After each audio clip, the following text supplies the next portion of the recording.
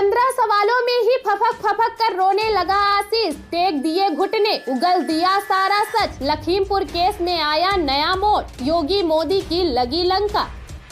लखीमपुर हिंसा मामले में आरोपित केंद्रीय गृह राज्य मंत्री के पुत्र आशीष मिश्रा को यूपी पुलिस ने 12 घंटे की जद्दोजहद के बाद गिरफ्तार कर लिया था। इसके बाद इसकी गहन तफ्तीश करने के लिए विशेष जांच दल गठित की गई, जो इस पूरे मसले पर आशीष से गहन पूछताछ कर रही थी। इसी कड़ी में आशीष से 15 सवाल पूछे गए, लेकिन आपको यह जानकर हैरानी होगी कि आशीष इन 15 सवालों में से किसी एक के भी संतुष्टिजनक जवाब देने में सफल नहीं हुआ। दूसरे शब्दों में कहे तो उसने महज एसआईटी के इन तीखे सवालों से अपना पल्ला झाड़ने के लिए बेहद ही गोलमोल अंदाज में जवाब दिया है, जिससे कहीं न कहीं कुछ न कुछ तो संदिग्ध एसआईटी को जरूर नजर आ रहा है। लेकिन एसआईटी इस मामले पर कुछ भी कहने से परहेज कर रही है। वही सवाल उठ रहा है कि आखिर एसआईटी ने लखीमपुर हिंसा मामले में आशीष मिश्रा से ऐसे कौन से सवाल पूछे हैं जिसका जवाब देने के लिए उन्हें गोलमोल अंदाज में जवाब देना पड़ गया। आपको बता दें, एसआईटी का पहला सवाल, हिंसा के समय तुम कहां थे? उत्तर, दंगल। दूसरा सवाल, तुम्हारे वाहन में कौन कौन लोग बैठे हुए थे? उत्तर, चालक हरिओम था, उसके साथ कौन था मुझे नहीं मालूम, हम तो दंगल में थे। तीसरा सवाल, जिस वाहन में तुम थे वह किसका था? जवाब, थार मेरी थी, लेकिन मैं उसमें नहीं था। आप लोग एक ही बात कितनी बार पूछेंगे?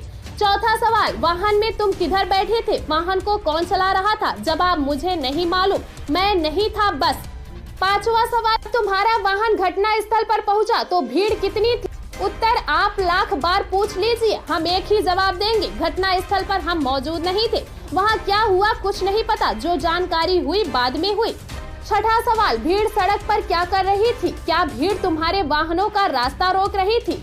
जवाब, पता नहीं। सातवां सवाल, जब पहला आदमी वाहन से टकराया तो वाहन रोका क्यों नहीं गया? जिस पर आशीष ने उत्तर दिया, मैं होता तो गाड़ी रोकता, जब था ही नहीं तो कैसे रोकता? चालक ने ऐसा किन परिस्थितियों में किया मुझे पता नहीं। आठवां सवाल, फायरिंग की आवाज वाहनों से कैसे आ रही थी? उत्तर, हमको नहीं पता, बार बार एक ही सवाल क्यों पूछ रहे हैं आप लोग?